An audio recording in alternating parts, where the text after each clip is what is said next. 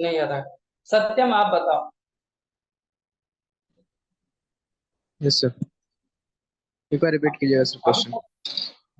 क्या क्या सेक्शन हो गया है कंप्लीट टीडीएस में सर आपका? ईपीएफ हो चुका है, डिविडेंड हो चुका है, इंटरेस्ट पे हो चुका है सर, और लॉटरी और बेटिंग वाला हो गया, कॉन्ट्रैक्टर कॉन्ट्रैक्टी का हो गया है, फिर म्यूचुअल फंड का हो गया है, इंश्योरेंस का हो गया है, फिर अ, जो स्पोर्ट्समैन्स वाला होता है सर नॉन रेजिडेंट, उस पे हो चुका है, फिर नेशनल सेविंग स्कीम्स पे हो गया है। बहुत अच्छा। आपने भी जो बताया उसमें से कोई दो या तीन को आप एक्सप्लेन करो। कोई दो पॉइंट को आप एक्सप्लेन करो जो आपको इजी लगे।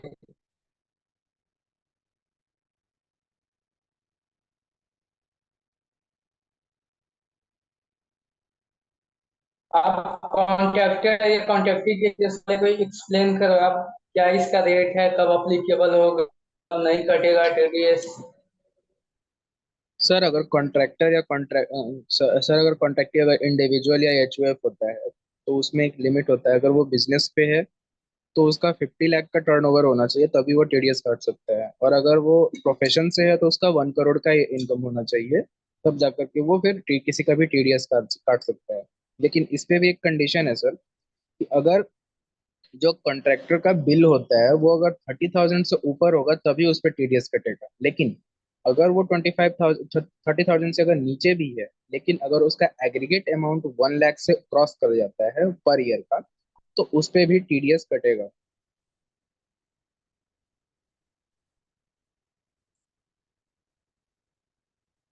चलिए बहुत अच्छा।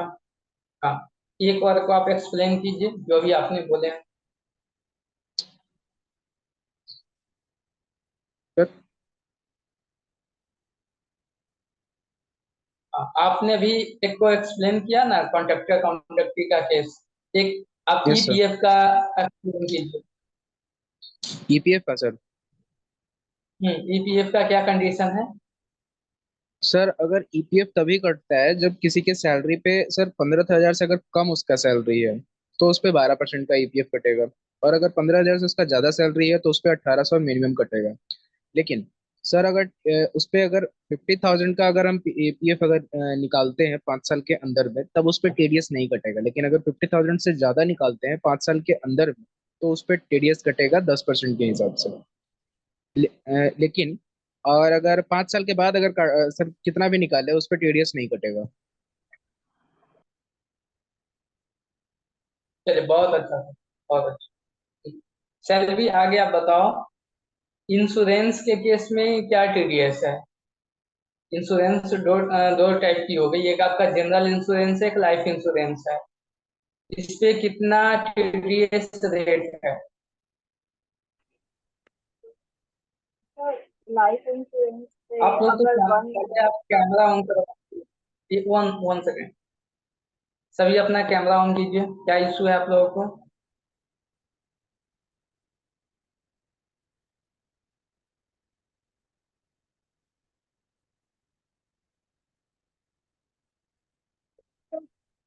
बात आ रही।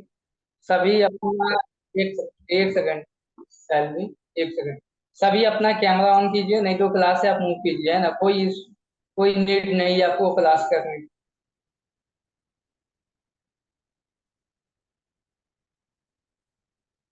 एक बच्चे ज्वाइन रहेगा वही पढ़ेगा। लेकिन जब आप लोगों के पास डिसिप्लिन ही नहीं है तो क्यों पढ़ेंगे आप लोग?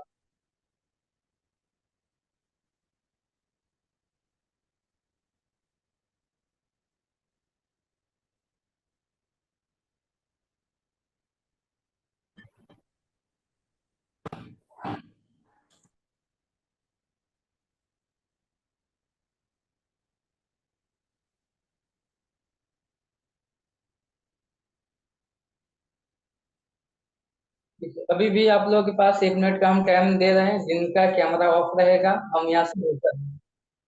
चलिए सैलरी बताइए आप। क्या आपसे पूछ रहे हैं? जनरल इंश्योरेंस और लाइफ इंश्योरेंस के बारे में। हाँ, बताइए।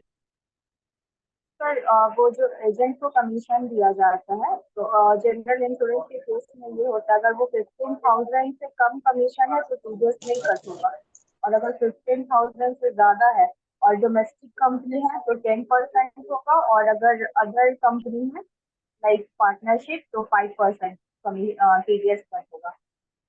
और सर लाइफ इंश्योरेंस में अगर 1 लाख से ज्यादा है तभी 5% टीडीएस कट होगा।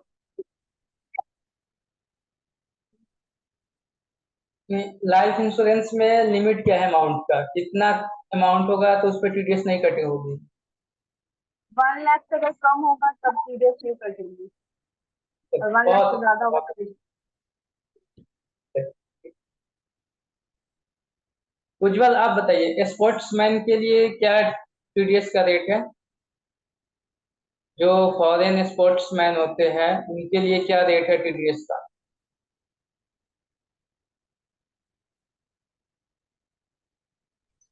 हाँ हाँ बताइए। वो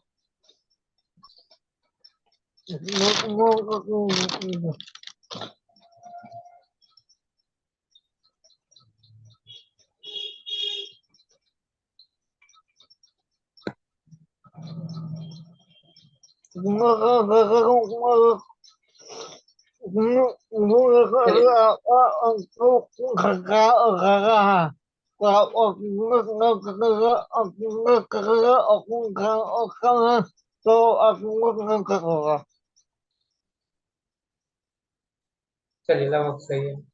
ठीक।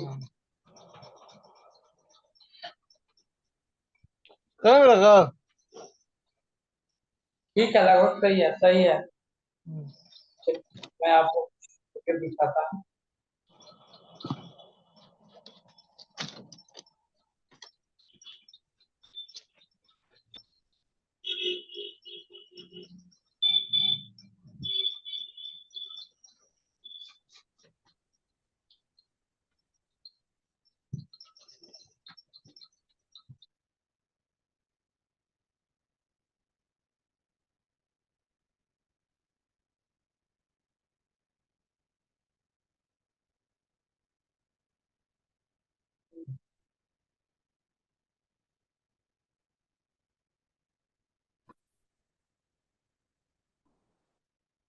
Sports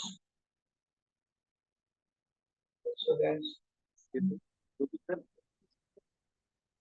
contract.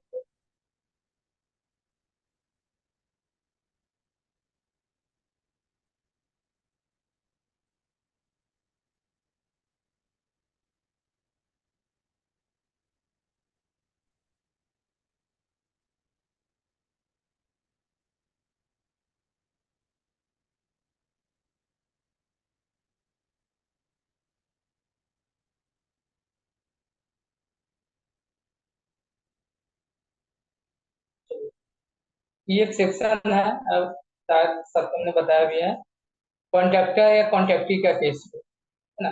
आप में से और भी कोई एक्सप्लेन इसको कर सकते हैं, ये सेक्शन क्या होता है और ये कैसे अप्लीकेबल है? क्योंकि ये बहुत ज्यादा नीडफुल होता है ना? ये हमेशा यूज होने वाले सेक्शन है। पीछे वाला सर क्लास नहीं किया। चलिए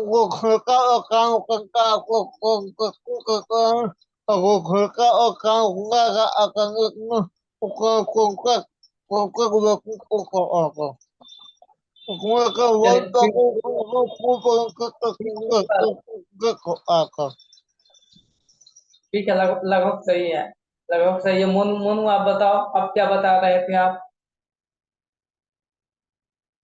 यदि कॉन्ट्रैक्टर और कॉन्ट्रैक्टी के केस में टीडीएस का रेट क्या अप्लीकेबल है, क्या उसकी लिमिट है? सर पिछला वाला क्लास नहीं किए थे सर, कॉन्टेक्ट वाला जो पढ़ाए हैं आप। हो गया ना कंफ्यूजन? चलिए देखिए, क्लास ये किए थे। सेक्शन मैं ये थोड़ा सा रिपीट आपको कर देता हूँ ताकि ये बहुत ज्यादा इंपॉर्टेंट है, आप एक बार खुद से समझ लीजिए, देख लीजिए बाकी तो उसके बाद आगे चलते हैं हम लोग। देखिए, जब भी कोई कंस्ट्रक्शन एक्टिविटी होती है कंस्ट्रक्शन या डिकंस्ट्रक्शन।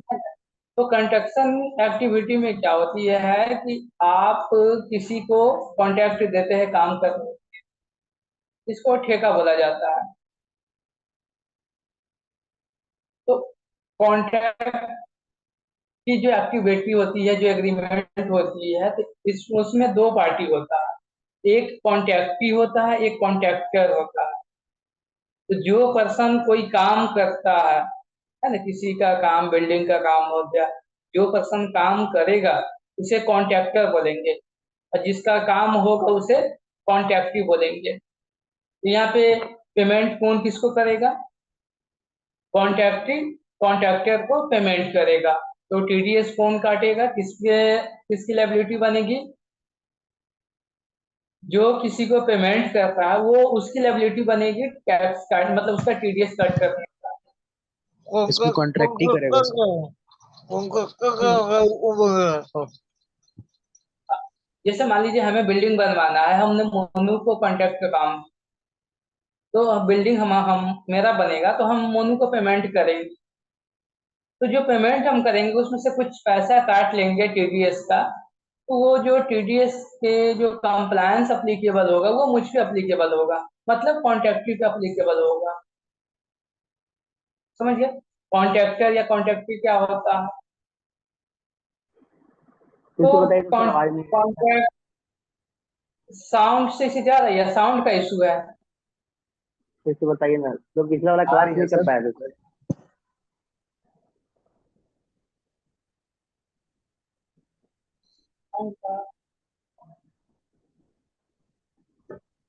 सबके साथ साउंड का इशू है क्या? नहीं सर, साउंड आ रही है। मोनू क्या दिक्कत, क्या हुआ आपका? साउंड का सर इशू आवाज, आपके पास था? ये सर आवाज कभी कभी रुक शायद आ रहा आपका है। आपका आपका नेट का इशू था। चलिए एक बार मैं फिर से बता देता हूँ। जैसे हमें बिल्डिंग बनवानी है, ठीक है, तो हम आपको कॉन्टेक्ट किए, मोनू नाम का जो कंपनी, उसको हमने कॉन्टेक्ट दिया। तो हम पेमेंट हम करेंगे क्योंकि हमारी बिल्डिंग बन रही है। तो टीडीएस कौन कट करेगा? जो तो जो पेमेंट पेमेंट करता है करा, वही टीडीएस कट करता है। तो ये टीडीएस का जो सेक्शन है वो किस पे अप्लीकेबल होगा? 196 कॉन्ट्रैक्टी पे अप्लीकेबल होगा, ना कि कॉन्ट्रैक्टर। अब टीडीएस कब काटा जाएगा, कौन काटेगा, है ना, कब अप्लीकेबल होगी, ये देखा। तो कोई भी पर्सन आपका टीडीएस कट कर सकता है जो आपको इस सेक्शन में पेमेंट करेगा। यहाँ पे एक कंडीशन है, यदि आप इंडिविजुअल या एचयूएफ है तो आपके लिए एक लिमिट बनाई गई है कि आप किसी का टीडीएस कब कट करेंगे, आप कब लाइबल होंगे। यदि आप बिजनेस एक्टिविटी कर रहे हैं तो आपकी जो टर्नओवर है, जो सेल है, वो 1 CR होनी चाहिए। यदि आप प्रोफेशनल चला रहे हैं, सर्विस प्रोवाइडर एक्टिविटी कर रहे हैं आप, तो आपकी जो सेल वैल्यू है वो 50 लाख की होनी चाहिए एनुअल। तभी आप किसी को टीडीएस कट कर सकते हैं at the time of payment, in case in section of contractor case. आई बात समझ में? सर 50 लाख से इंडिविजुअल और ज्यादा अगर, एचयूएफ।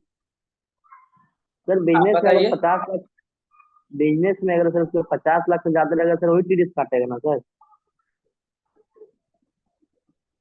बिजनेस और प्रोफेशन, बिजनेस के लिए आप यदि गुड्स का सेल कर रहे हैं तो आपकी सेल वैल्यू 1 करोड़ की होनी चाहिए, 1 CR की होनी चाहिए।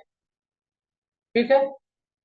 यदि आप प्रोफेशनल सर बिजनेस चलाते में हैं 50 तो ना होना चाहिए, 50 लाख का ना। बिजनेस में 50 लाख की नहीं है। आपको मैं कहा गया? तो बिजनेस में 50 लाख है बिजनेस में। नहीं, 1 करोड़ का इन केस ऑफ, और 50 lakh in case of profession. समझे बात? तो इंडिविजुअल या एचयूएफ किसी पर्सन का टीडीएस कब कट करेगा? जब उसकी बिजनेस में उसकी जो सेल वैल्यू है वो 1 CR से ज्यादा होनी चाहिए। यदि वो प्रोफेशनल कर रहा है तो 50 लाख से ज्यादा होगा, तभी वो टीडीएस कट करेगा। कुछ ऐसे सिचुएशंस आते हैं जिसमें आपका टीडीएस कट नहीं होता है, कुछ सिचुएशन ये है कि यदि आप किसी को सिंगल पेमेंट में 30,000 से कम का पेमेंट कर रहे हैं, जैसे हमने मोनू को कॉन्ट्रैक्ट का काम दिया और वो 30,000 से कम का है, 25 या 30,000 की है, हम टीडीएस कट नहीं करेंगे।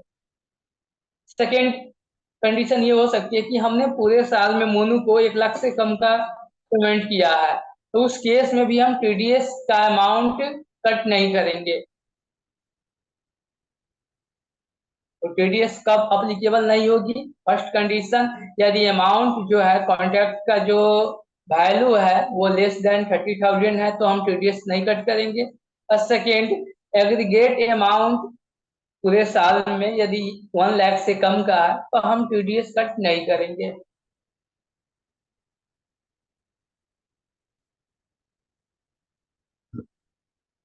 एक पॉइंट और होती है कि आप यदि इसमें यदि ट्रांसपोर्ट वाली जो एक्सपेंस होती है, ट्रांसपोर्ट की जो एक्सपेंस हो गया, उस पे हम टीडीएस कट नहीं करेंगे। टीडीएस का रेट कितना है? यदि इंडिविजुअल और एचयूएफ है तो वो 1% टीडीएस कट करेगा, यदि कोई अदर पेई है तो वो 2% से उसका टीडीएस कट होगा।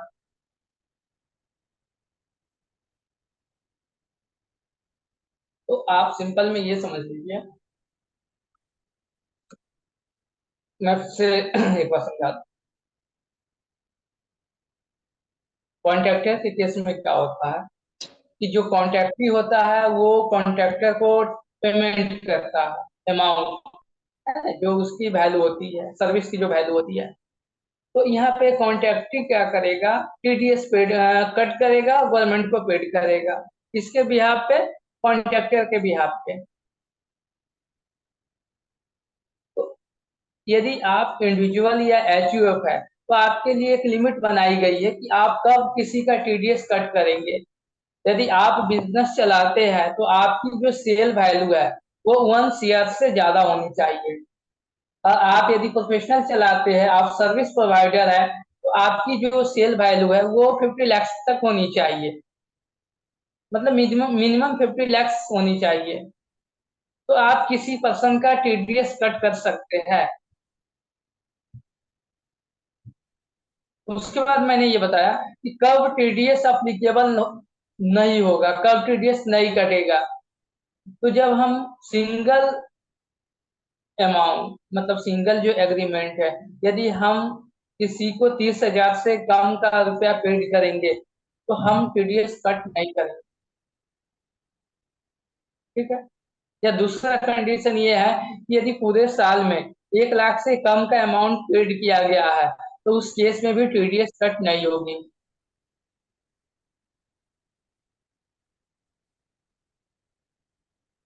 आई बात ये समझ में, या अभी भी किसी को कंफ्यूजन? नहीं सर, समझ गया सर। सर एक कंफ्यूजन है। हाँ बताइए, किनका कंफ्यूजन है? सर मेरा सत्यम। सर अगर हाँ 30,000 का अगर तो हुआ है, उसमें ठीक है, तो उसमें टीडीएस कट जाएगा 30,000 से एवब जब होगा तो। लेकिन अगर सर 30,000 से भी एवब है और एक साल में 1 लाख से भी ज्यादा हो रहा है तो क्या टीडीएस दोनों पे कटेगा? नहीं नहीं, जैसे 30,000 का क्रॉस कर गया तो उस पर टीडीएस कटेगा ही। वो आपका एक तो फिर लिमिट है, 1 लाख वाली की लिमिट है। 1 लाख का ये है, मैं बता देता हूँ। 20-20 हजार का आपने 5 एग्रीमेंट किया, 5 कॉन्ट्रैक्ट किया है पूरे साल के लिए, एक साल में, तो आपका वहां पे टीडीएस कट नहीं होगा। लेकिन जैसे ही आपने 25,000 का किया है ना, 20,000, 20 और 20, और एक 20 पे दूसरा 25, मतलब टोटल आप 1,05,000 का आप किए, तो 1,05,000 के जो टोटल अमाउंट होगा उस पे आपका टीडीएस कट होगा, क्योंकि और आपने सर लिमिट अगर को क्रॉस किया। जैसे 30,000 हाँ 30,000 करके तीन तीन किए सर, ठीक है, तो इस पे तो टीडीएस हाँ। कट गया। बाकी अगर एक बार 20,000 कर देते हैं तो क्या ये सिर्फ 20,000 पे ही ना फिर बाद में टीडीएस कटेगा सिर्फ, क्योंकि बाकी तो 30 30 पे कट चुका है। हाँ उस पे हाँ, बाकी जो ये 20 है, क्योंकि आपने लिमिट क्रॉस किया इसलिए उस पे टीडीएस कट होगा। आई बात समझ में? Yes sir.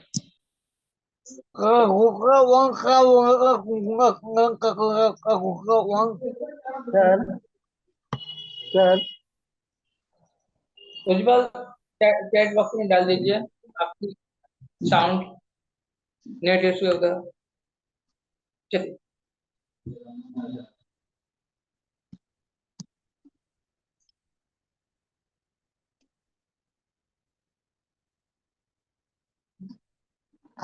ये कमीशन वाला था। यहाँ पे सैलरी ने बताई सही से है ना। इंश्योरेंस के केस में, उसके बाद लाइफ इंश्योरेंस के केस में ये सब हो गया। यहाँ पे स्पोर्ट्समैन का मैं आपसे क्वेश्चन भी पूछा था कि नॉन रेसिडेंट स्पोर्ट्समैन है, तो यहाँ पे वर्ड बहुत ही कॉमन है, नॉन रेसिडेंट स्पोर्ट्समैन। इसका मीनिंग कोई बता सकते हो आप? इसका सर जो मीनिंग? इंडिया में ना रहता हो, जिसका रेसिडेंस इंडिया में ना हो, और वैसा स्पोर्ट्समैन एथलीट भी इसमें हो काउंट होगा सर।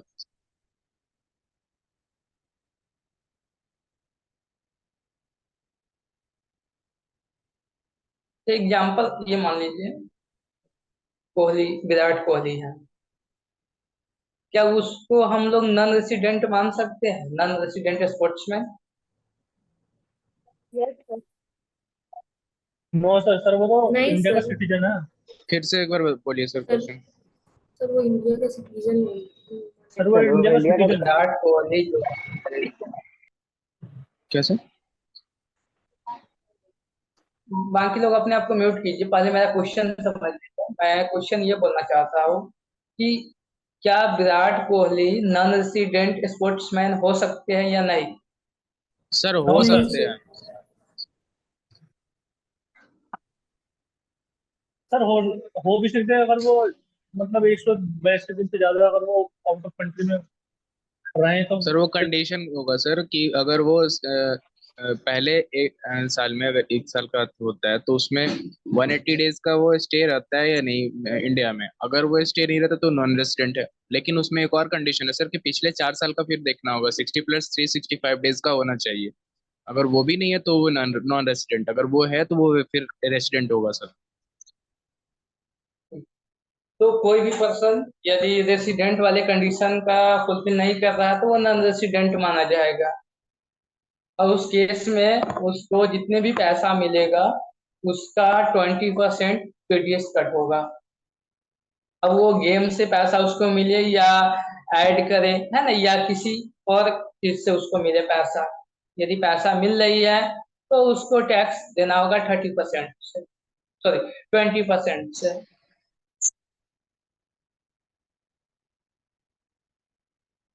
उसके बाद हमने उस दिन आपको बताया था म्यूचुअल फंड, है ना, काफी अच्छा टॉपिक है ये। म्यूचुअल फंड होता क्या है और उस पर क्या टीडीएस? कोई हमें बता सकते हैं म्यूचुअल फंड होता क्या है? ये शेयर मार्केट से कैसे डिफरेंट है? काम सर काम हाँ, काम वो काम वो क्या उज्जवल बोले? काम वो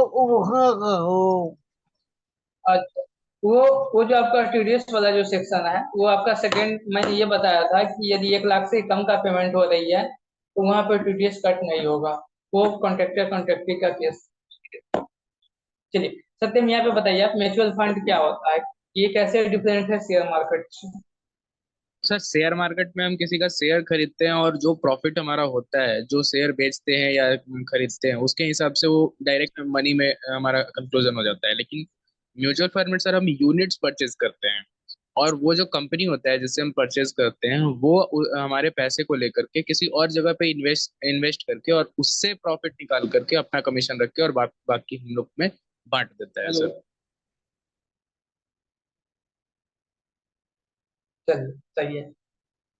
और किसी को पता है म्यूचुअल फंड क्या होता है, आप में से किसी और को?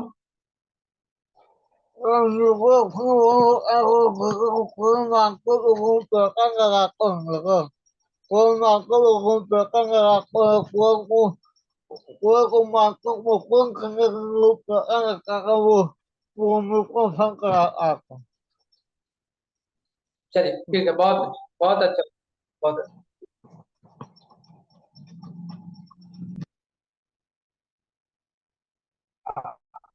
यहाँ पे उज्जवल और सत्यम ने बिल्कुल सही बताया है।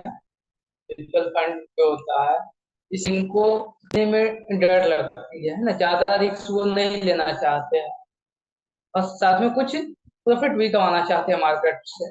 तो ऐसे पर्सन म्यूचुअल फंड में अपना यूनिट परचेज करते हैं, मतलब पैसा इन्वेस्टमेंट करते हैं। अभी म्यूचुअल फंड काम कैसे करती है, ये मैं थोड़ा सा आपको लॉजिक बता दूं ताकि आपको कोई कंफ्यूजन नहीं हो। से हम जितने आदमी हम लोग सब ज्वाइन है ना, हम लोग कोई एक म्यूचुअल फंड में है ना, किसी कोई एक एग्जांपल ले लीजिए कि वो म्यूचुअल फंड है, उसमें हम सभी ने पैसा उसमें लगा दिया। सिंपल अमाउंट आप 10,000 मान के चलिए, सभी आदमी ने 10,000 अमाउंट करके उस फंड में लगा दिया। और वो म्यूचुअल फंड वाले जो होते हैं वो पैसा को शेयर मार्केट में लगाते हैं। और वो पैसा कैसे लगाते हैं, वो किसी एक कंपनी में पैसा नहीं लगाएंगे, अलग अलग कंपनी जितने भी लिस्टेड कंपनी है मार्केट में है, उनको लगता हो कि वो प्रॉफिट हाई प्रॉफिट वाली होगी, हाई डिविडेंड देगी, तो वो उस शेयर में पैसा लगा देते हैं। टॉप 30 कंपनी या टॉप 50 कंपनी में वो पैसा लगा देते हैं। वहां से उनको ईयर एंड में या जो भी टाइम पीरियड होती है तो उनको पैसा वहां पे रिटर्न मिलती है, प्रॉफिट होती है। अब उसमें से वो कुछ कमीशन अपना काट लेते हैं, बाकी जो पैसा होता है वो अपने मेंबर में डिस्ट्रीब्यूट कर देते हैं, जो यूनिट परचेज किया है उसको। तो ये हो गया बाई थर्ड पार्टी से आपकी पैसा शेयर मार्केट में लग गया। यहाँ पे आपकी हाई मतलब आपकी लो प्रॉफिट है या लो लॉस है या लो रिस्क है, यहाँ सब कुछ लो है। लेकिन मान लीजिए आपको कुछ नॉलेज है शेयर मार्केट का, या आप चाहते हैं कि हम हाई रिस्क लेकर के हाई प्रॉफिट कमाना चाहते हैं, तो आप खुद से पैसा लगाएंगे शेयर मार्केट में। वहां पे आपकी रिस्क पे आपको प्रॉफिट हो या लॉस हो, तो वो आप जब डायरेक्ट वे में शेयर मार्केट में पैसा लगाएंगे तो वो अलग हो गई, शेयर मार्केट हो गई। और जब बाई थर्ड पार्टी से आप पैसा लगाते हैं शेयर मार्केट में, जिनको ज्यादा रिस्क की नीड नहीं होती है, जो ज्यादा प्रॉफिट मतलब लो प्रॉफिट से ही काम चला लेते हैं, उनको म्यूचुअल फंड में पैसा वो लोग लगाते हैं। तो जनरली ये देखा गया है कि म्यूचुअल फंड में जो पैसा लगाई जाती है उसमें ज्यादा लॉस नहीं होता, नहीं मतलब तो कम से कम लॉसेस होती है, क्योंकि उनके पैसा डिस्ट्रीब्यूट हो जाती है, डिस्ट्रीब्यूशन हो जाती है। मान लीजिए तो 50 कंपनी में उन्होंने पैसा लगाया है, तो 10 कंपनी में मान लीजिए लॉसेस चल रही है, बाकी जो 40 कंपनी है उसमें प्रॉफिट होकर के एग्रीगेट वैल्यू में उनकी प्रॉफिट ही होती है। तो म्यूचुअल फंड ऐसे काम कर, वही जब आप म्यूचुअल फंड का यूनिट आप परचेज कर रहे हैं, जस्ट लाइक जिस शेयर आप मान सकते हैं, तो उस पे आपको टीडीएस कट करनी होती है। जैसे आपने 10 यूनिट आपने परचेज किया 1 लाख की, ठीक है, तो उस पे आपका जो टीडीएस अमाउंट बनती है वो टीडीएस अमाउंट आप कट करके पेड करेंगे। टीडीएस का रेट कितना होगा, तो 20% उसकी रेट होती है। आई बात समझ में? Yes sir.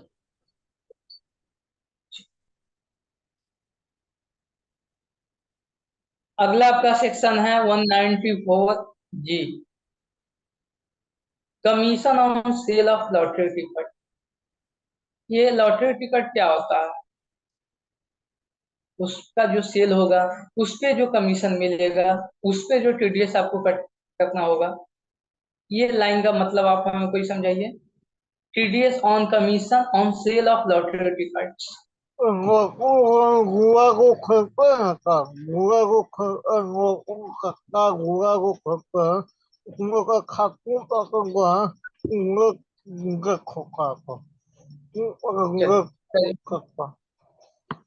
ठीक है, जो लॉटरी टिकट होती है ना, जो लॉटरी कराई जाती है, जैसे पहले से भी होता रहा है, अभी भी हो रही है ना लॉटरी टिकट, आप उसमें कुछ पैसा लगाते हैं और आपको उसमें जो लिखा रहता है वो आपको मिल जाती है लॉटरी टिकट।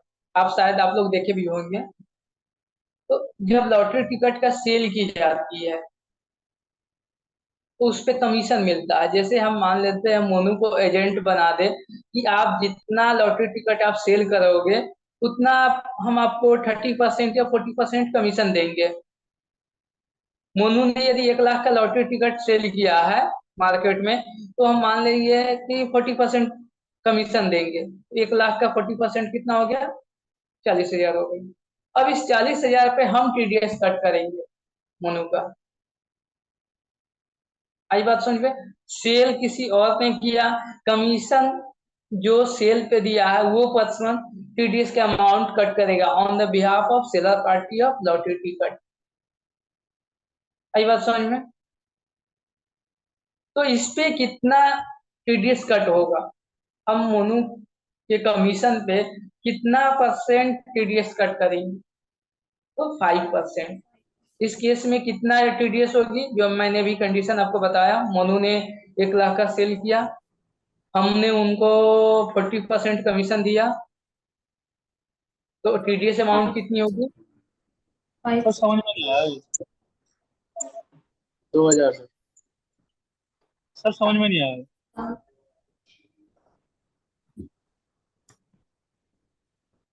चलिए,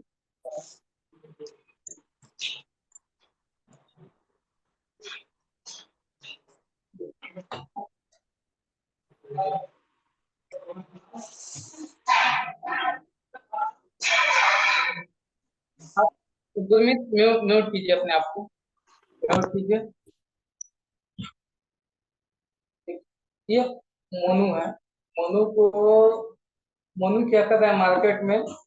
लॉटरी टिकट सेल कर रहा है, ठीक है। सेल किया है मोनू 1 लाख की, ठीक है। इस पे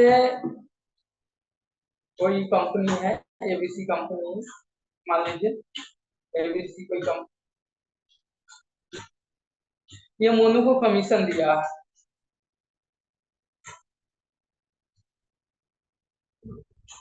कमीशन 40% ऑफ सेल वैल्यू, 40% हो जाएगी जो उनकी सेल वैल्यू है।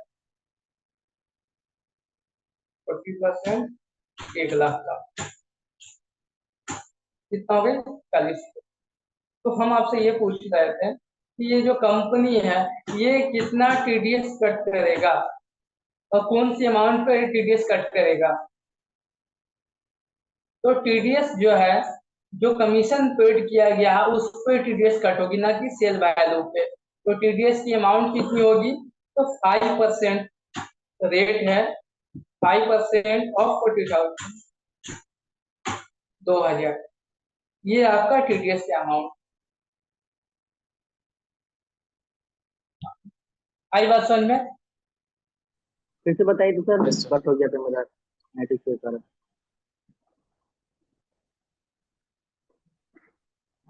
सर हाँ, फिर से बताइए तो सर, मेरा कट हो गया था सर नेट के कारण।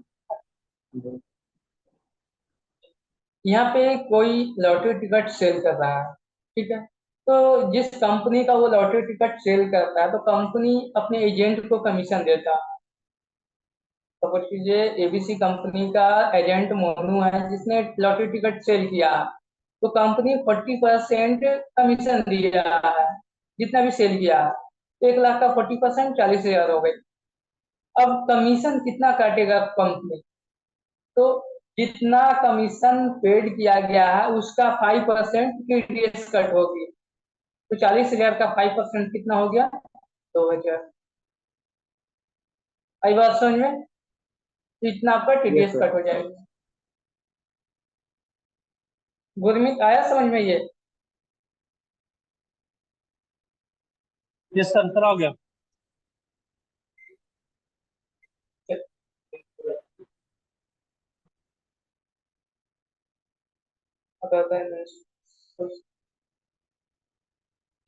और ये जो सेक्शन अभी मैं आपको बता रहा हूँ, टीडीएस ऑन रेंट, ये भी डेली यूज में होने वाली सेक्शन है।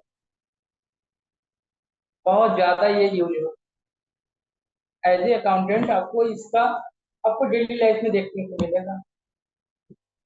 रेंट पे कब टीडीएस कटनी चाहिए, who is responsible for deduct TDS, क्या लिमिट होनी चाहिए, है ना, कितना रेट होना चाहिए, ये सब देखा जाए। TDS on rent. रेंट क्या होता है, सिंपल में बताओ। रेंट किस लिए हम लोग देते, क्यों देते हैं?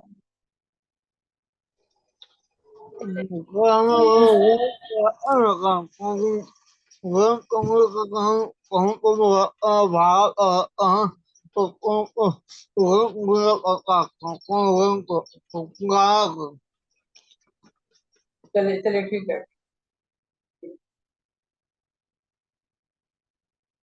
देखिए, रेंट क्यों दी जाती है? जब हम किसी का गुड्स, मतलब कोई भी एसेट हम यूज करते हैं, तो उस यूज के बदले में जो फेयर होते हैं वो फेयर एज ए रेंट हम लोग देते हैं। जैसे हम किसी का बिल्डिंग यूज किए हैं, किसी का फर्नीचर यूज किए हैं, है ना, किसी का बाइक यूज करेंगे तो हम लोग रेंट देते हैं।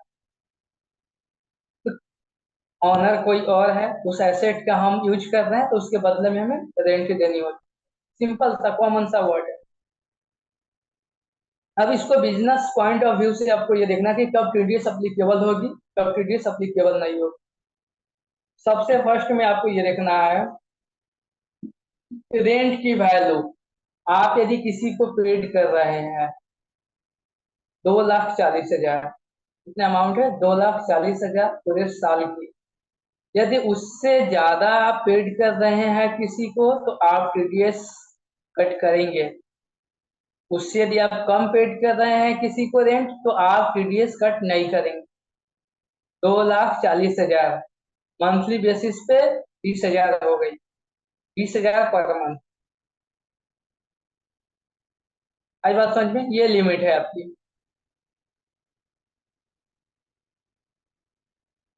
आपने बिजनेस अपना स्टार्ट किया है और आपकी जो ऑफिस है या जो आपकी दुकान है वो अपने रेंट पे रखा, लेके रखा है, ठीक है, और आप उसको पर मंथ 15,000 रुपया देते हैं। क्या आप टीडीएस उसका काटेंगे? आप लाइबल होंगे टीडीएस काटने के लिए? क्या नहीं टीडीएस सर। कट होगी? नहीं होगी। No sir. क्यों नहीं होगी? 2,40,000 सर, दो लाख 30,000 चालीस से हजार कम। से क्यों? नीचे।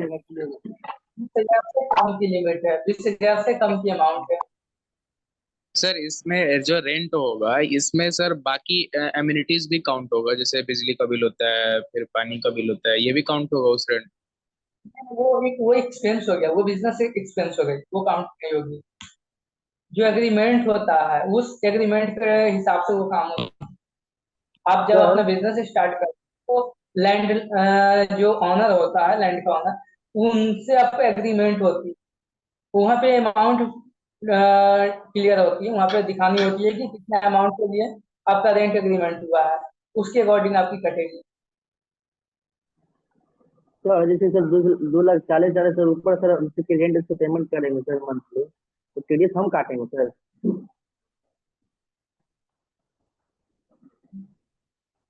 जो पेड करेगा रेंट वो टीडीएस कट करेगा। आप उस दुकान का ऑनर हो, ठीक है, सत्यम आपके दुकान में बिजनेस स्टार्ट, आपके आपके मतलब बिल्डिंग में बिजनेस स्टार्ट किया है, तो कौन टीडीएस कट कट करेगा, मोनू या सत्यम? नहीं सर, जो मालिक है सर वही का सर जो पेमेंट करेगा सर। जो पेमेंट करता है वही टीडीएस कट करता है। तो यहाँ पे सत्यम आपको रूम रेंट या ऑफिस रेंट पेड करेगा तो वो टीडीएस के लिए लाइबल है।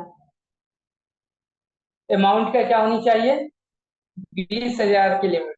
चलिए एक और कंडीशन हम लोग ले लेते हैं। कोई एक ऑफिस है, ठीक है, कोई एक बिल्डिंग है, बिल्डिंग का ऑनर गुरमीत भी है और मोनू भी है, दोनों आदमी है। सत्यम वहां पे बिजनेस करने गया और सत्यम क्या कर रहा है, हम 35,000, 35,000 तो रूम रेंट दे रहा है, ऑफिस रेंट दे रहा है।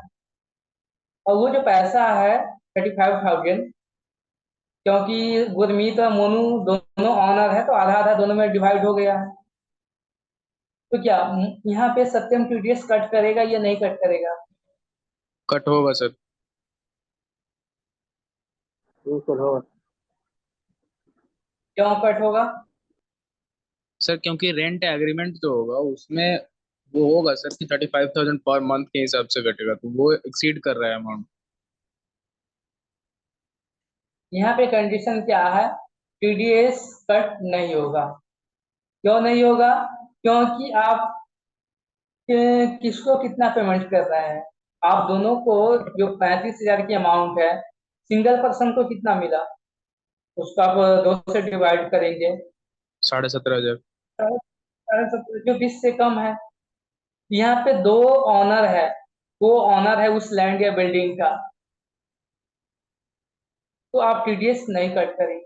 एग्रीमेंट में वो लिखा रहेगा कि 2 पर्सन उस लैंड का ऑनर है, उस केस में आपका टीडीएस की हर एक ऑनर के लिए लिमिट 20,000 की होनी चाहिए। यदि उस लैंड का ऑनर 5 आदमी है और आप 80,000 पेड कर रहे हैं, तभी भी आप टीडीएस कट नहीं करेंगे, क्योंकि आपको हर एक के हिसाब से देखना है। 20,000 चलाना चाहिए उसमें। आई बात समझ में?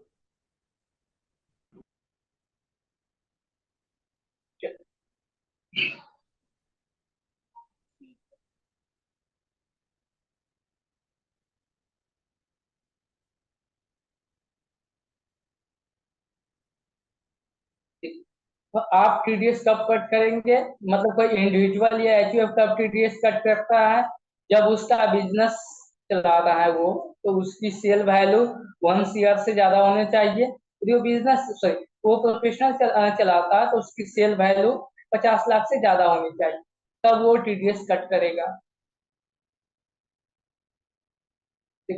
Where the share of each co-owner is known, the limit of 2,40,000 applicable to each co-owner separately। बात समझ में आ रही है?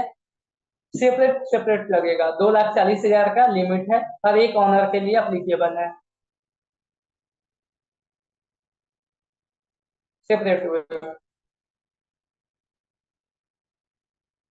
तो अभी आपने ये देखा कि टीडीएस ऑन रेंट वाले सेक्शन में, जो सेक्शन आपका 194 आई है, इसमें कब टीडीएस अप्लीकेबल होगा और कब अप्लीकेबल नहीं होगी। तो यहाँ पे यदि आप 2,40,000 एनुअल बेसिस पे रेंट पेड कर रहे हैं, तो आप टीडीएस कट नहीं करेंगे। उससे बियॉन्ड आप जाएंगे, उससे एबव करेंगे, तो आप टीडीएस कट करेंगे। यदि उस एसेट का ऑनर 2 या 2 से अधिक पर्सन है, तो हर एक के लिए वो लिमिट अप्लीकेबल होगा 2,40,000 की। आई बात समझ में? Yes sir. यदि आप इंडिविजुअल और एचयूएफ है, तो आपके ऊपर एक कंडीशन लाइबल होगा कि यदि आप बिजनेस चलाते हैं तो आपकी सेल वैल्यू 1 CR से ज्यादा होना चाहिए, और आप प्रोफेशनल चलाते हैं तो 50 लाख से ज्यादा होना चाहिए, तभी आप टीडीएस कट कर पाएंगे, नहीं तो आपको टीडीएस कट नहीं होगा, मतलब आप टीडीएस कट नहीं कर पाएंगे। एक एग्जांपल ले लीजिए, इसी एग्जांपल में मोनू और सत्यम का एग्जांपल ले लेते हैं। मोनू ऑनर है और सत्यम बिजनेस स्टार्ट किया है। सत्यम 25,000 पर मंथ के हिसाब से पेड कर रहा है, ठीक है। और सत्यम की जो सेल वैल्यू है वो 60 लाख की है। और सत्यम टीचिंग का बिजनेस चल रहा है, टीडीएस कट होगा या नहीं? नहीं सर। होगा सर या होगा, नहीं? सर होगा होगा सर, 60, वो क्योंकि 50, होगा क्योंकि वो सर, सर्विस दे क्योंकि रहा है ना, टीचिंग प्रोफेशन में आएगा ना, टीचर तो प्रोफेसर होता है। ये सर होगा सर। टीचिंग प्रोफेशन में आ गई ना, तो वो लिमिट कितनी है, हाँ 50 लाख की है, यहाँ पे 50 60 लाख है, लाख का है। 50 लाख से ज्यादा कर रहा है। हाँ बट करेगा सर ना वो पच्चीस टीडीएस हजार कट। ही तो दे रहा है ना। बीसे में और दे रहा पच्चीस था तो हजार आप करेगा ना। 20,000 से ज्यादा Yes। नहीं समझे सकते। क्वेश्चन एक और फिर से रिपीट। गुरमीत आप बताओ कैसे ये मतलब टीडीएस कट होगा, बताओ आप कैसे बताएं। इसमें सर इसमें 25,000 सर हाँ हम्म। सर देखो, तब होगा देखो सर, सर। ऐसा है जो टीचिंग की जॉब है सुनने वो में थोड़ा सब कंफ्यूज हो रहा प्रोवाइड कर रहे हैं। वो एक तरीके से अपने टीचर जो अपनी सर्विस प्रोवाइड कर रहा है, वो किसी को गुड्स थोड़ी सेल कर रहा है, तो वो प्रोफेशन में आएगा। अब प्रोफेशन में आ रहा है तो वो, अगर वो उसकी जो नेटवर्थ है वो 50 लाख रुपए से ज्यादा अगर वो पैसे कमा पा रहा है, तो फिर आपको उसको टीडीएस काटने का अधिकार मिलता है। और दूसरी चीज, जो जो जो दूसरे वाला है, जो रेंट वेंट वगैरह जो दे रहा है, और वो 25,000 रुपये रेंट दे रहा है, 25,000 रुपये के हिसाब से साल भर का रेंट हो गया 2.5 लाख रुपए, 2,40,000 रुपये से ज्यादा है, तो वो टीडीएस काट, वो सर टीडीएस कलेक्ट करेगा ही करेगा। ये है सर। चलिए ठीक है। चलिए अंजलि, आपसे क्वेश्चन, अगला क्वेश्चन है। आप रेंट पेड कर रही है, मान लीजिए 25,000 पेड कर रही है, ठीक है। तो आपका जो बिजनेस है, बाइक का शोरूम है, बाइक सेल कर रही है, आपकी पूरे साल का जो सेल है 1.5 CR है, क्या आप टीडीएस कट करेंगे या नहीं? यस सर, क्योंकि हमारा 1 करोड़ से ज़्यादा टर्नओवर है पूरे ईयर का, तो हम टीडीएस कट करेंगे। और इसमें एक और पॉइंट, जिसका आप रेंट पेड कर रहे हैं ना, उस लैंड का 2 आदमी ऑनर है, टीडीएस पेड हो, अब टीडीएस कट होगा या नहीं होगा? सर 2 आदमी है तो सर इसमें आप में से बताओ कोई, ये टीडीएस कट होगा या नहीं? होगा का अभी जो, आगू हाँ बताइए। वो आगू वो आगू वो वो आगू कंगा तो एक आगू आगू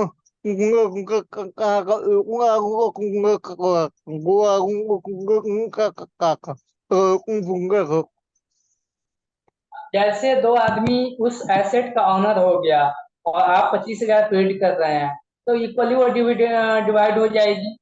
12,500 का लिमिट हो गया अमाउंट, जो आपकी 20,000 से कम की है, तो आप टीडीएस नहीं कट करेंगे। आई बात समझ में? चलिए, अब टीडीएस का रेट कितना होना चाहिए, ये तो हमने लिमिट अपना देखा है ना। उसके बाद रेंट यदि पेड कर रहे हैं 2,40,000 के से कम का, तो हम टीडीएस नहीं कट करेंगे। अब हम जैसे land, machinery, furniture, plant, building, ये सब हम लोग रेंट पे लेते हैं, तो किस पे कितना टीडीएस कट होनी चाहिए? तो आप यहाँ देखिए, यदि मशीनरी या प्लांट लेते हैं, इक्विपमेंट लेते हैं, तो उस पर 2% आपका टीडीएस रेट कटेगा, ठीक है। यदि आप लैंड, बिल्डिंग लेते हैं, तो इसमें आपका 10% टीडीएस काटना होगा। मैं यहाँ पे एक क्वेश्चन देता हूँ, उसको आप बनाओ।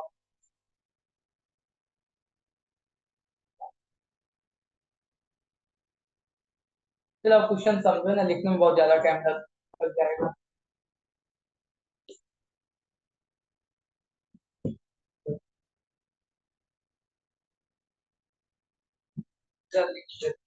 ये कोई अजय है ना, उसका जो पूरे साल का सेल है,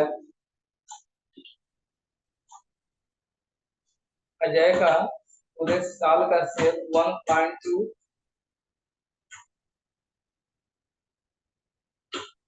CR, ठीक है। वो रेंट पेड करता है 35,000, ठीक। रेंट किस पे पेड करता है?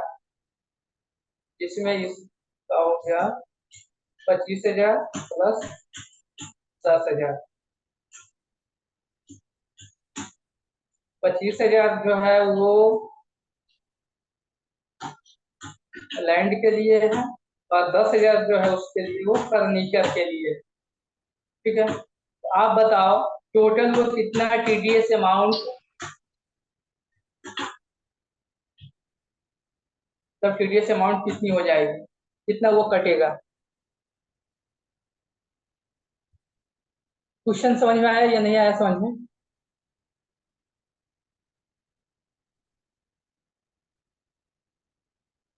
अजय एक बिजनेसमैन है जिसकी सेल वैल्यू 1.2 CR है, और वो रेंट पेड करता है 35,000, जिसमें वो 25,000 उस लैंड के लिए रेंट पेड करता है, और 10,000 उसके फर्नीचर के लिए। तो आप हमें बताएं कि अजय कितना टीडीएस कट करेगा।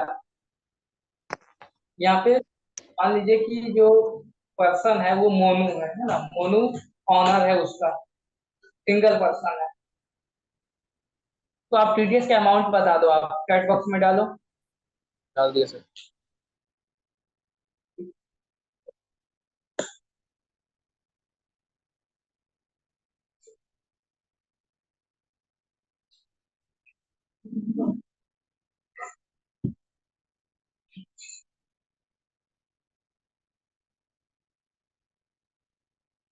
टोटल अमाउंट ऑफ टीडीएस,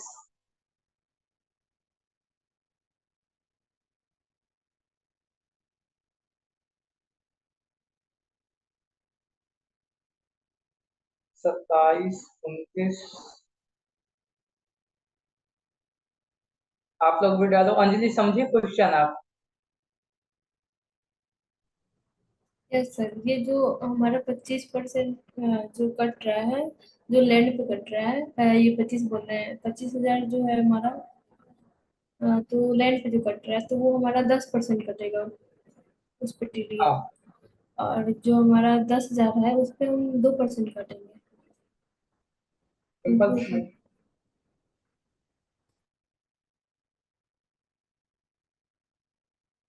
तो 2500 और 200, 2700।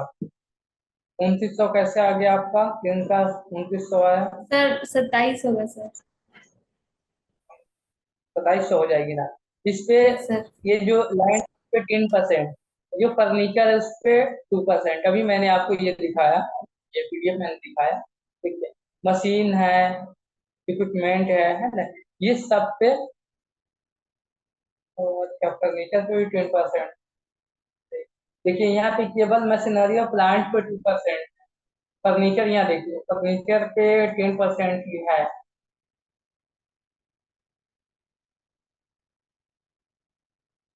सर 3500। तो तब कितना हो जाएगा? 3500। 10, 3500 हो जाएगी। यहाँ पे यदि मशीनरी होता तब वो 2700 होती, मशीन जब होता तो वो 2700 होती। मशीन और प्लांट पे केवल 2%, बाकी सब पे 10%। ठीक है। चलिए, अगला यदि यही क्वेश्चन रहता, मान लेते हैं, और यहाँ मोनू है साथ में सोनू, दोनों आदमी ऑनर है, तब टीडीएस आप कितना काटते हैं? सर तो टीडीएस नहीं कट होता। टीडीएस नहीं कटता सर। नहीं कटता टीडीएस।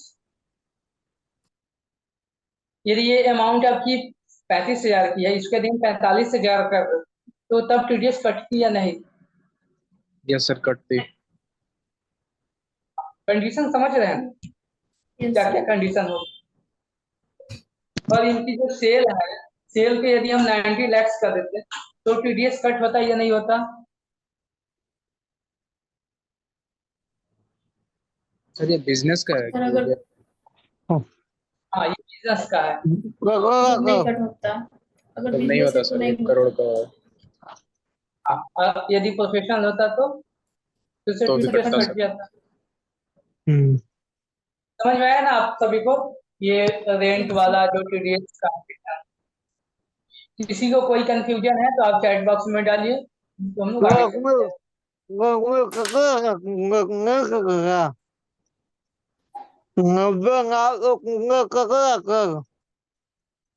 नहीं, 90 लाख है in case of business, TDS नहीं होगी। 90 lakh in case of professional, जब टीडीएस होगी, टीडीएस कट कर होगी। सैलरी समझ रही हो आप? अनमोल, आप लोग?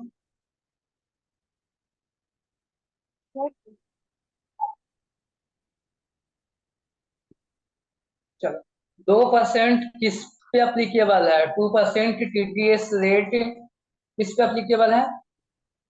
प्लांट पर सर। सर मशीन पे है। हाँ, मशीन और प्लांट, बस दो ही चीज पे 2% लगेगी, बाकी सब पे 10%।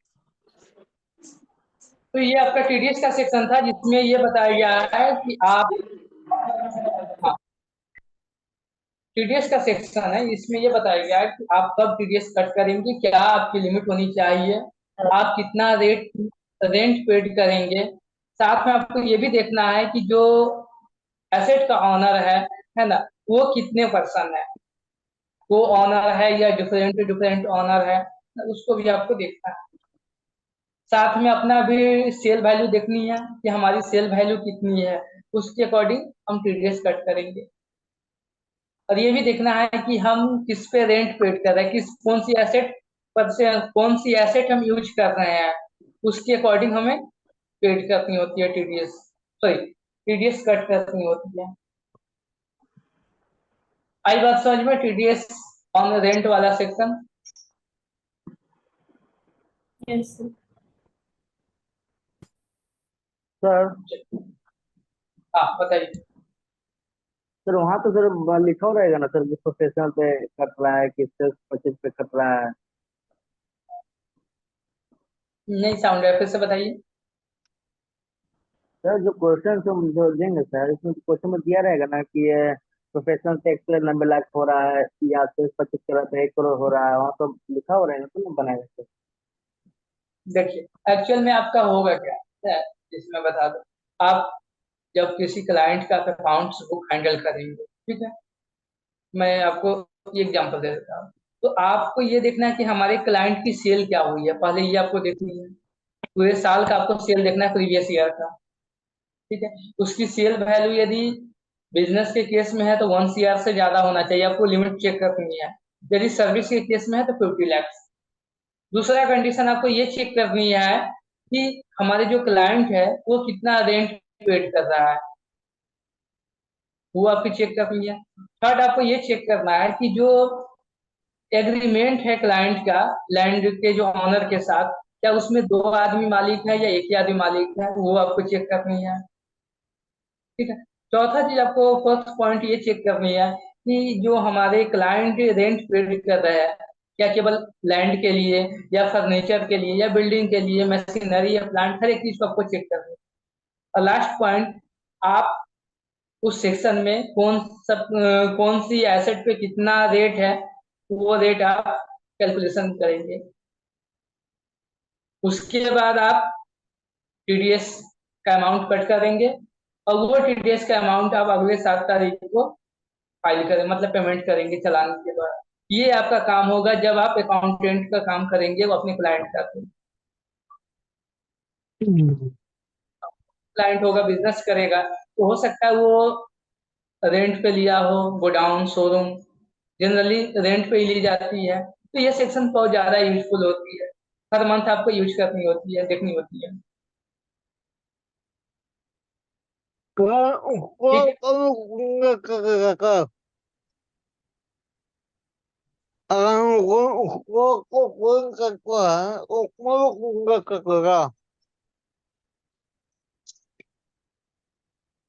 हाँ वो कट कट होती है वो।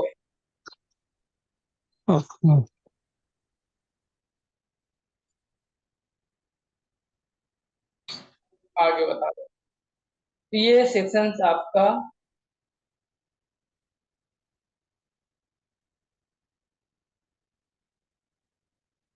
कब आप टीडीएस कब कट नहीं होगा, यदि वो जो लैंड या एसेट है उसका ऑनर किसी गवर्नमेंट पार्टी है, गवर्नमेंट का लोकल अथॉरिटी है, या गवर्नमेंट कोई सरकारी बिल्डिंग में यदि आप अपना बिजनेस चला रहे हैं, तो आप केवल रेंट पेड करेंगे, उसका टीडीएस कट नहीं करेंगे।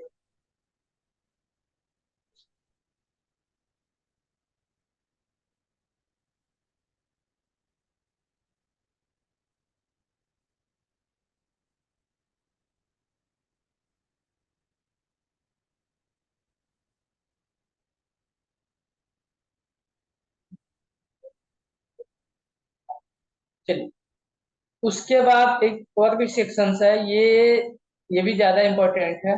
सेक्शन आपका है 194 ए, सॉरी IA। इसका मतलब क्या हुआ, आप इमूवेबल प्रॉपर्टी आप जब सेल करेंगे अदर देन एग्रीकल्चर लैंड, ये लाइन आप सही से यदि समझ गए तो आपको पूरा सेक्शन समझ में आ जाएगा। बस इसी लाइन को आपको सही से समझनी है, ये लाइन बोलना क्या चाहता है।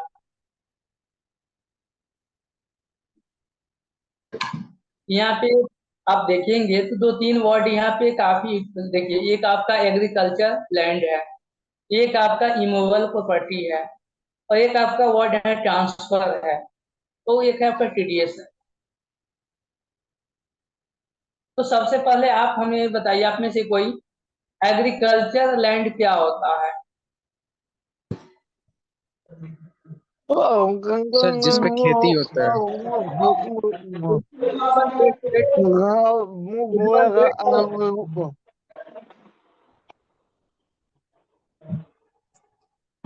हाँ, ब- बस बताइए बताइए आप लोग। सर जिस पर एग्रीकल्चर होता है, जिस पे खेती होता है, उसको सर बोलते हैं। खेती होती है?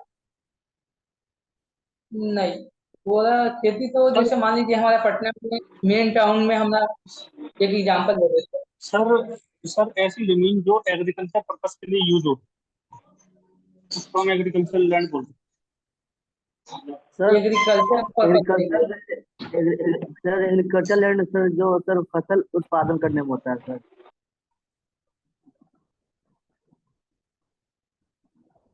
एक मैं एग्जांपल देता हूँ, आप बताना। पटना के बीचों बीच है ना, मेन सिटी में मेरा एक छोटा सा लैंड का पार्ट है, टुकड़ा।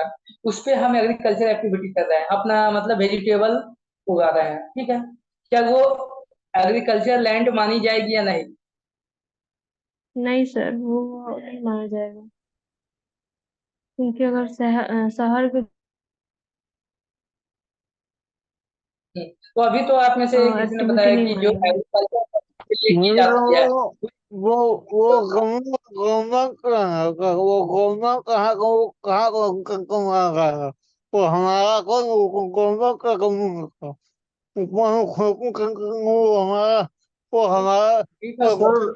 Sir sir agri sir agriculture land वो है, वो इस चीज पर डिपेंड करती है कि वहाँ जो रहने वाले लोग हैं उस जगह पर कितने हैं, वहाँ की पॉपुलेशन की डेंसिटी कितनी है, उस चीज पर भी डिपेंड करती है कि वो एग्रीकल्चर लैंड है भी या नहीं।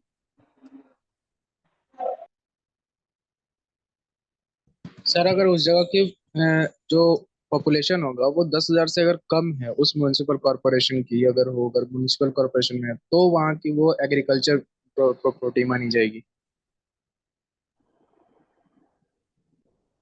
चलिए, एक पॉइंट है आपका लॉजिक पर। चलिए, सेकेंड मान लीजिए कि मैं, मेरा मतलब जो घर है नेपाल साइड में है, मैं नेपाल में कुछ जमीन परचेज किया हूँ, ठीक है, और वहाँ पे मैं अपना एग्रीकल्चर एक्टिविटी कर रहा हूँ।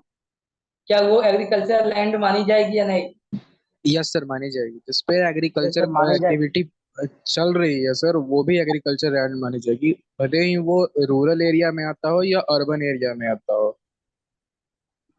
अगर वो अर्बन एरिया अब में आता विलेज, है सर, तो उसे अर्बन विलेज, एग्रीकल्चर लैंड बोलते हैं। तो जो हमने नेपाल में परचेज किया है, आउटसाइड इंडिया परचेज किया है, वो एग्रीकल्चर लैंड नहीं मानी जाएगी। सर उस पे हम एग्रीकल्चर नेपाल के एक्टिविटी हिसाब से कर। मानी जाएगी। नहीं, देखिए कंडीशन आपको पहले से, देखिए जब हम ये क्लास लिए थे तो शायद आप लोग नहीं ज्वाइन किए थे, है ना, मैंने वहाँ पे डिटेल में बताया था। शायद मोनू, आप बताओ, आप तो क्लास में थे, मोनू अंजलि आप लोग थे उस टाइम? नहीं सर क्लास नहीं किए रही सर, दिक्कत हो रहा है सर। कैसे कंफ्यूज आप लोग हो जाते हो? क्लास नहीं किए थे सर। किसी को पता है? एग्रीकल्चर लैंड होने के लिए मैंने थ्री कंडीशन वहां पे बताया था। थ्री कंडीशन फुलफिल होगी तो वो एग्रीकल्चर लैंड होगी, नहीं तो वो अर्बन लैंड होगी, और तो उसके दोनों का टैक्सेशन अलग अलग। वो आप तो कह वो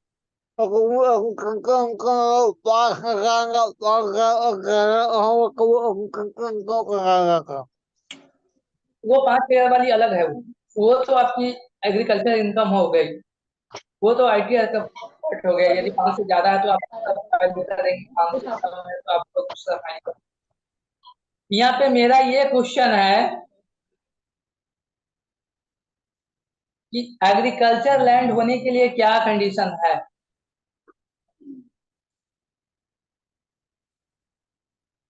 मैंने अभी आपको एग्जांपल दिया कि मेरा जो एक जमीन का टुकड़ा है वो मेन पटना में है, तो वो एग्रीकल्चर लैंड नहीं होगी।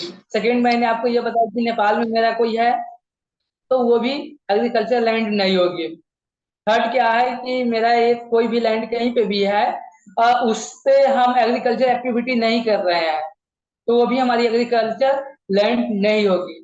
इसका मतलब ये हुआ कि थ्री कंडीशन आपको फुलफिल होनी चाहिए एग्रीकल्चर लैंड के लिए। सबसे फर्स्ट, वो जो है वो इंडिया में सिचुएटेड होनी चाहिए, इंडिया में किसी भी पार्ट में। मैंने एग्जांपल लिया नेपाल का, तो वहां पे वो गलत हो गई। तो फर्स्ट, वो लैंड इंडिया में होनी चाहिए। सेकेंड, बट उस पे सर, एग्रीकल्चर एक्टिविटी होनी चाहिए। हाँ, वो सत्यम। इंडिया के कंडीशन से है ना कि वो एग्रीकल्चर लैंड नहीं हो, बट वो नेपाली गवर्नमेंट के हिसाब से अगर देखा जाए तो वो एग्रीकल्चर लैंड तो होगा। हम लोग इंडिया के हिसाब से टीडीएस कट कर रहे हैं ना, नेपाल गवर्नमेंट के हिसाब से थोड़ी कट कर रहे हैं। नहीं मतलब उस बात पे बोले सर कि वो हो सकता है ना, नहीं, ऐसा नहीं ना है सर कि रेसिडेंट होना जरूरी है। नहीं, वो नेपाल का क्या कंडीशन है वो नेपाल वाले जानते हैं, लेकिन अपने इंडिया के लिए क्या कंडीशन है वो अपने को फॉलो करना है। सर अगर फॉरेन कोई व्यक्ति आकर के इंडिया में अगर लैंड परचेज करता है तो वो क्या ये एग्रीकल्चरल लैंड में आ सकता है? फॉरेन अगर यहाँ पे परचेस कर रहा है तो उसका फिर अलग से उसका टीडीएस लगी होगी। वो एग्रीकल्चर लैंड या कोई भी लैंड परचेस करेगा वो एग्रीकल्चर नहीं मानी जाएगी। नहीं तो नहीं मानेगा। मतलब इसमें भी रेसिडेंस होना और जरूरी है अगर- सर? हाँ, तो सिंपल में आप ये समझिए, आज कल इनकम टैक्स से एग्रीकल्चर लैंड के लिए थ्री कंडीशन बताया गया है। फर्स्ट, वो कि जो इंडिया में होनी चाहिए। सेकेंड, उस पे एग्रीकल्चर एक्टिविटी होनी चाहिए, जैसे मिट्टी को जो एग्रीकल्चर एक्टिविटी होती है ना, बीज डालना, पानी डालना, फसल की कटाई, ये एक्टिविटी होनी चाहिए। और थर्ड क्या होनी चाहिए कि जो उस एरिया का, उस सिटी का जो म्यूनसिपैलिटी है उसके अकॉर्डिंग, यदि वहाँ की पॉपुलेशन 1 लाख से कम है, जो म्यूनसिपैलिटी है, जो मेन हेडक्वार्टर है, वहाँ की यदि पॉपुलेशन 1 लाख से कम है, तो उसके अराउंड 2 किलोमीटर के एरिया में जितने भी लैंड आएगा वो एग्रीकल्चर नहीं मानी जाएगी। क्या है पॉपुलेशन? यदि 1 लाख पॉपुलेशन है तो 2 किलोमीटर का बाउंड्री हो गया। यदि उस एरिया का पॉपुलेशन 1 लाख से लेके 10 लाख के बीच में है तो 6 किलोमीटर तक की लिमिट को एग्रीकल्चर लैंड नहीं मानी जाएगी। थर्ड, यदि उस एरिया का पॉपुलेशन 10 लाख से ज्यादा है तो 8 किलोमीटर के एरिया को एग्रीकल्चर लैंड नहीं मानी जाएगी। आई बात समझ में? तो मैंने आपको ये बताया, पटना का पॉपुलेशन वैसे 10 लाख से ज्यादा है, मान लेते हैं यदि 10 लाख से ज्यादा हो तो 8 किलोमीटर की जो एरिया होगा उसके चारों बगल वो एग्रीकल्चर लैंड नहीं मानी जाएगी। आई बात समझ में या अभी भी कंफ्यूजन? उसके बाद कंडीशन बताइए तो सर। एग्रीकल्चर लैंड के लिए थ्री। अच्छा, बाकी लोगों को किसी को समझ में आया आप में से अभी जो मैंने बताया? Yes sir. हाँ, बताइए अंजलि जी, बताइए आपने क्या अभी समझ। बोले कि अगर किसी एरिया का 1 लाख से ज़्यादा पॉपुलेशन है तो उस पे हम ये क्या एग्रीकल्चर लैंड नहीं मानेंगे, आवाज नहीं आ मतलब रहा था, लाउडली उसके बोलिए। 2 किलोमीटर अंतराल तक हम उसको एग्रीकल्चर लैंड नहीं मानेंगे। अगर वो 1 लाख से ज़्यादा है तो हम 1 लाख से ज़्यादा है तो फिर उसमें हम वहाँ के पॉपुलेशन 1 लाख से ज़्यादा है तो हम 6 किलोमीटर तक उस एरिया के 6 किलोमीटर तक हम एग्रीकल्चर लैंड नहीं मानेंगे। अगर वो 10 लाख तक का उसका पॉपुलेशन है तो हम उस एरिया के 8 किलोमीटर तक एग्रीकल्चर लैंड नहीं मानेंगे। सर एग्रीकल्चर लैंड के लिए क्या? हाँ, सर एक बोलिए।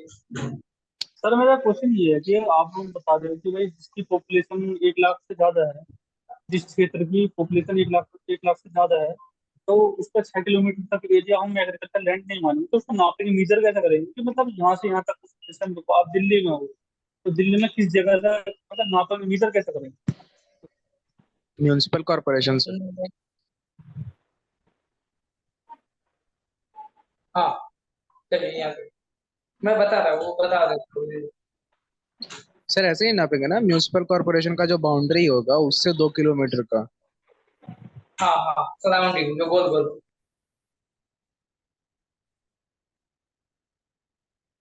तो सबसे पहले इंडिया होनी चाहिए, सेकंड आपका एग्रो एक्टिविटी होनी चाहिए,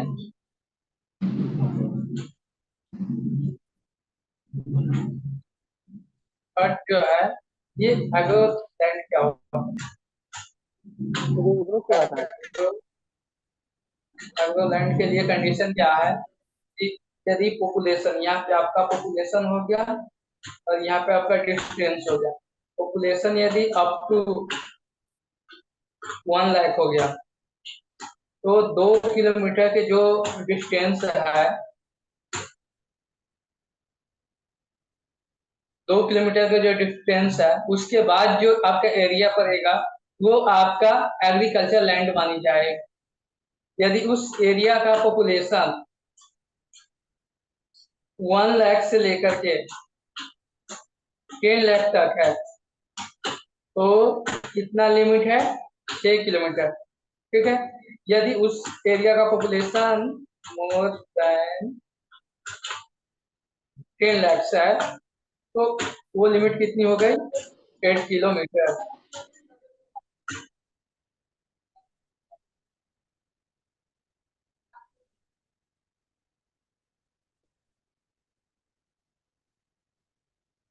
आई बात समझ में? सॉरी, 80 किलोमीटर डालती है, ठीक है।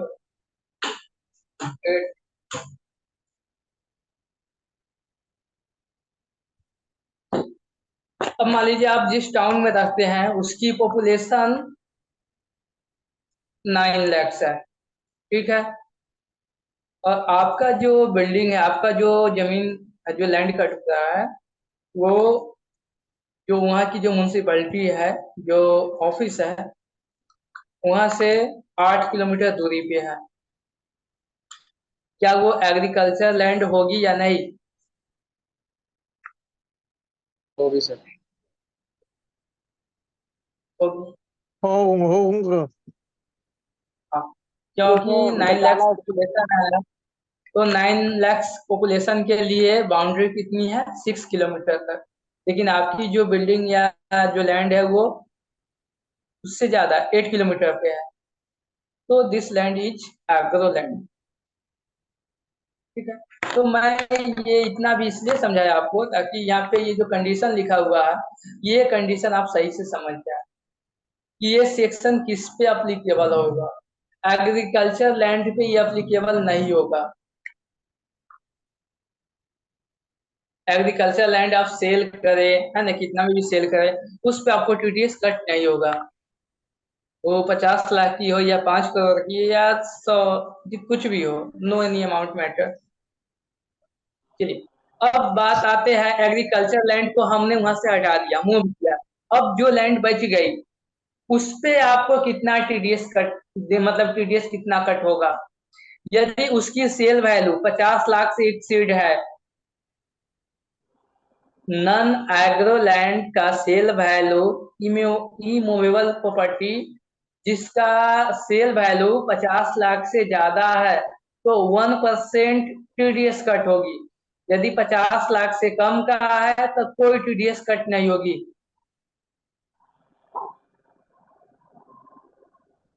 आई बात समझ में? अब फिर से कोई रिपीट अपना जमीन बेच, हाँ, कोई अपना जो लैंड है वो बेच रहा है 40 लाख में, टीडीएस कट होगा या नहीं? कीजिए सर। नहीं होगी टीडीएस कट, क्योंकि लिमिट कितनी है, 50 लाख की। 40 50 लाख की लिमिट है सर। 50, 40 मान लाख लीजिए किसी सेल वैल्यू 60 लाख की है, तो टीडीएस अमाउंट कितनी होगी? क्या सर? 1% यानी कि 6,000। 1% of 60 lakhs. Total amount of TDS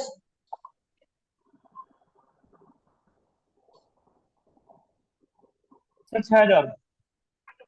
60। Okay, very good. तो ये आपका TDS का सेक्शन है।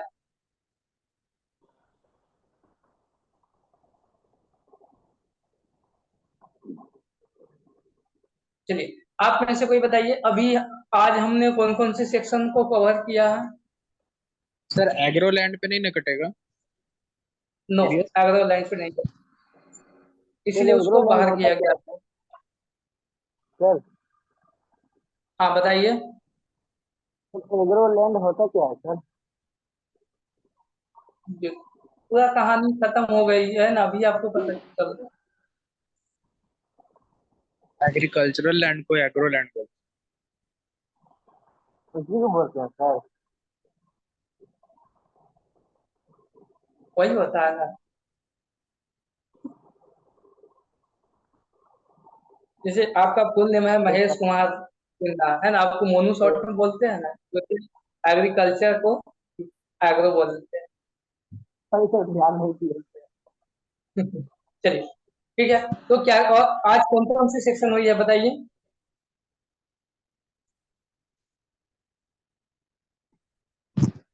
ये लोग कहाँ चला गया, बच्चे लोग काफी कम हो गया, तो कोइंसिडेंस हो जाते हैं। ज्यादा क्लास लंबा चल गया क्या आप तो? 1.5 घंटा नहीं पूरा। देखिए, हाँ बताइए, आप में से कोई बताइए जल्दी, 1-2 मिनट में बताइए, तो क्लास शुरू करेंगे।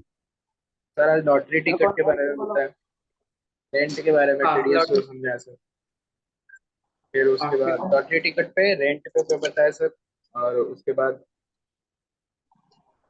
रेंट पे सर बिल्डिंग के ओनर पे भी डिपेंड करता है सर। अगर 2 ओनर है उसमें 40,000 से उसमें 20,000 से अगर पर ईच का अगर कम जा रहा है उसमें तो TDS नहीं कटेगा। अगर ज्यादा 20,000 से ज्यादा हो रहा है तो TDS कटेगा सर। तो मशीनरी और प्लांट इक्विपमेंट पे अगर होगा सर तो उस पे भी कटेगा, लेकिन उसका रेट जो होगा वो 2% पे होगा। अदर्स प्रॉपर्टी पे 10% पे जाएगा, जो उसमें फर्नीचर, लैंड, बिल्डिंग सब। गवर्नमेंट प्रॉपर्टी पे टैक्स नहीं कटेगा सर, उस पे सिर्फ रेंट देना होगा। फिर एग्रीकल्चरल लैंड का कंडीशन सर बताया आप। फिर उसके बाद इसमें एग्रीकल्चरल लैंड का कंडीशन जो होता है सर कि 10,000 से अगर ज्यादा पॉपुलेशन तो उसके 2 किलोमीटर तक, 1 लाख से ज्यादा है तो 6 किलोमीटर तक, और 10 लाख से ज्यादा है तो 8 किलोमीटर तक हो सकते हैं। इसमें एग्रीकल्चर लैंड माना जाएगा। इमूवेबल प्रॉपर्टी का अगर वैल्यू 50 लाख से ज्यादा है तब TDS कटेगा सर 1% के हिसाब से। और एग्रो लैंड पे आज TDS नहीं कटता है उस पे सेल पे। चलिए, बहुत अच्छा, ठीक है, तो आज के लिए इतना ही, फिर हम लोग मिलेंगे अगले दिन अगले टॉपिक के साथ। सर